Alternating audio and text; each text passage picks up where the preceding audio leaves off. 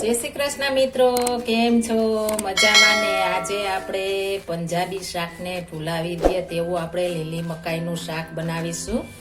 આપણે લીલી મકાઈના મેં 2 ડોડા આપણે સ્વીટ કોર્ન આવે છે અમેરિકન મકાઈ તે લીધી છે અને આપણે બાફી લીધા છે. એકદમ સરસ આપણે બાફી લેવાના છે. મેં બાફી લીધા છે એટલે આપણે બી મસ્ત પડે.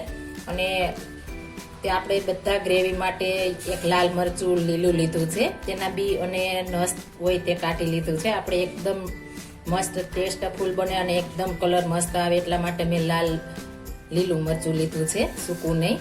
અને 2 ડુંગળીને આપણે સ્લાઇસ કરી લીધી છે ને 2 ટામેટા લીધા છે.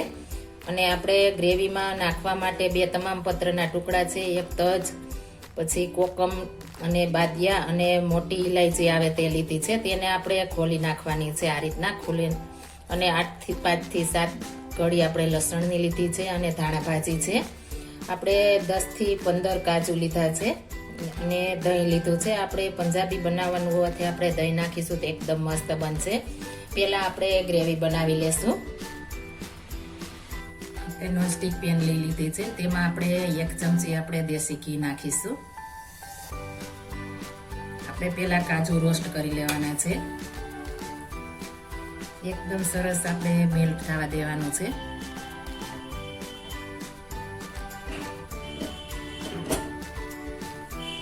હવે આપણે કાજુ લીધા છે તે આપણે રોસ્ટ કરી લેશું. તમે તમારી રીતના જેટલું શાક હોય એ પ્રમાણે કાજુ લઈ શકો છો અને જો ન ખાતા હો તો સ્કીપ પણ કરી શકો છો. મારે આ 2 વ્યક્તિ માટે જ બનાવવાનું છે એટલે મેં આટલા કાજુ લીધા છે. આપણે સરસ રોસ્ટ કરી લેવાના છે. આપણે સરસ રોસ્ટ થઈ ગયા છે. આપણે એક પ્લેટમાં કાઢી લેશું. આપણે જે ઘી છે તેમાં જ આપણે ગ્રેવી માટે પહેલા આપણે ડુંગળી નાખી દઈશું.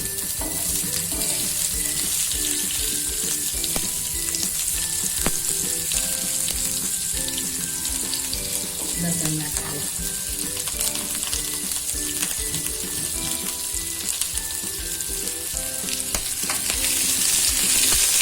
થોડી સાતળી લેશું, ત્યારબાદ આપણે ટમેટો બધું નાખીશું.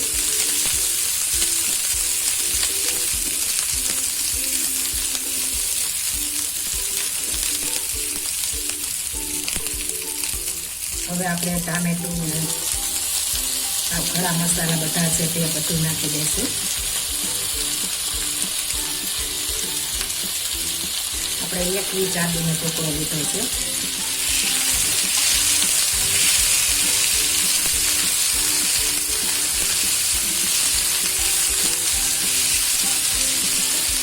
આપણે ગ્રેવી સરસ ટમેટા અને ડુંગળી થઈ જાય એટલે 2 ચપટી આપણે નિમક નાખીશું. સરસ મિક્સ કરી દઈશું.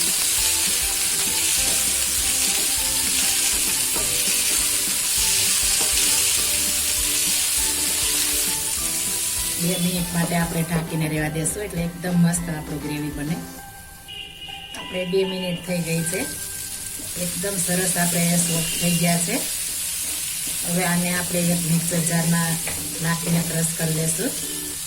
આપણે મિક્સર જાર એક લીધું છે, તેમાં આપણે નાખીને એકદમ સરસ ગ્રેવી બનાવી લેવાનું છે. બધા મસાલા સાથે આપણે ક્રશ કરવાનું છે એટલે એકદમ સરસ આપણું ટેસ્ટફુલ શાક બને. આપણે આ રીતના મસ્ત ગ્રેવી તૈયાર કરી લેવાનું છે. એકદમ સરસ આપણું ગ્રેવી તૈયાર થઈ ગયું છે. હવે આપણે વઘાર કરીશું. આપણે જે પેનમાં ગ્રેવી બનાવી તેમાં જ આપણે તેલ નાખીશું. મોટી 4 ચમચી નાખી છે આપણે. તેલ ગરમ થાય એટલે 2 તજના ટુકડા, 1 કોકમ અને 1 તમામ પત્ર નાખીશું અને તે આપણે વઘાર કરીશું. આપણે સરસ ફ્રાય થઈ ગયો. હવે આપણે જે ગ્રેવી છે તે નાખી દઈશું. આપણે આ રીતના સરસ મિક્સ કરી દઈશું.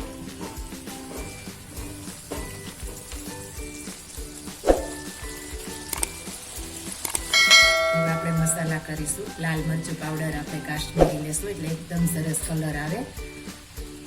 અડધી ચમચી હળદર પાવડર, 1 ચમચી ધાણા જીરું પાવડર, 5 ચમચી આપણે પંજાબી મસાલો આવે છે તે નાખીશું. સ્વાદ પ્રમાણે નમક. બધું સરસ પહેલાં મિક્સ કરી દેશું. તીખાશ તમે જેવી ખાતા હો તે પ્રમાણે નાખી શકો છો. આપણે અડધો કપ મિક્સર જારમાં આપણે પાણી નાખીને સાફ કરી લીધું છે, એટલે આપણે વેસ્ટ ન જાય. બધું સરસ મિક્સ કરી દેશું અને એકદમ સરસ આપણે ગ્રેવી ચડવા દેશું. ઢાંકીને 1 મિનિટ માટે રહેવા દેશું, એટલે એકદમ મસ્ત આપણી ગ્રેવી બની જાય. 1 મિનિટ માટે થઈ ગયું છે. હવે આપણે તપાસી લેશું.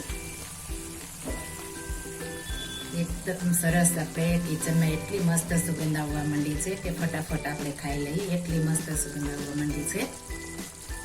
હવે તેમાં આપણે 1 મોટી ચમચી ફ્રેશ મલાઈ નાખીશું. જો તમારી પાસે મલાઈ ન હોય તો માખણ પણ નાખી શકો છો. આ મલાઈ નાખવાથી એકદમ મસ્ત આપણું શાક બનશે. હવે જે આપણે મકાઈ બાફેલ છે તે ઉમેરી દઈશું.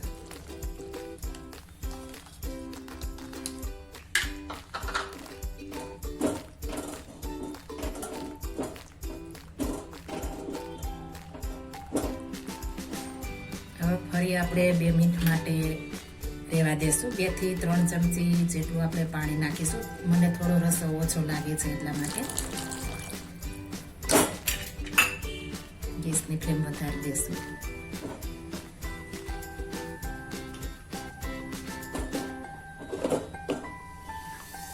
હવે 2 મિનિટ માટે રહેવા દેશું.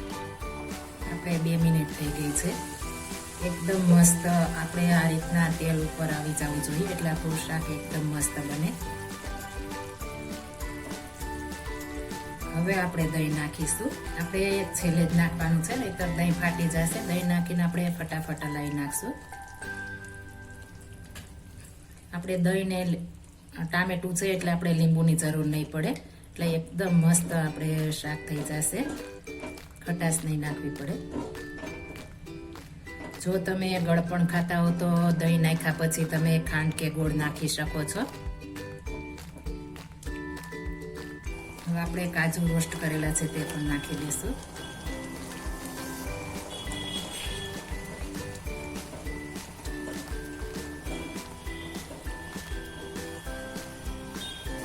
હવે આપણે તપાસી લઈશું. એકદમ મસ્ત આપણે તેલ પણ છૂટું પડી ગયું છે.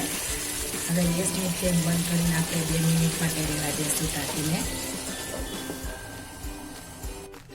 હવે આપણે એક પ્લેટમાં કાઢી લેશું. એકદમ સરસ અને ખાવાની પણ મજા પડી જાય તેવું ગ્રેવી વાળું શાક આપણે તૈયાર થઈ ગયું છે. જો તમે ગ્રેવી ઓછી ખાતા હો તો ગ્રેવી ઓછી કરી શકો છો. આપણે થોડું મોડું સર્વ કરવું હોય તો આપણે રસો થોડો હશે તો આપણે સરસ મસ્ત ખાવાની પણ મજા પડી જાય તેટલું મસ્ત આપણે પરફેક્ટ થઈ જશે. મસ્ત શાક આપણે ડીશમાં નીકળી ગયું છે અને આપણે પંજાબી સ્ટાઇલ બનાવવાનું છે, એટલે આપણે પનીર તો હોવું જ જોઈએ. મેં એકદમ ગ્રેટ પનીર કરી લીધું છે, એટલે આપણે મોઢામાં પણ ન આવે ને ખાવાની પણ મજા આવે. કાતરી નથી કરી, એકદમ સરસ આપણે મેં બનાવી લીધું છે. અને ઉપરથી આપણે ધાણાભાજી ગાર્નિશ કરી દઈશું.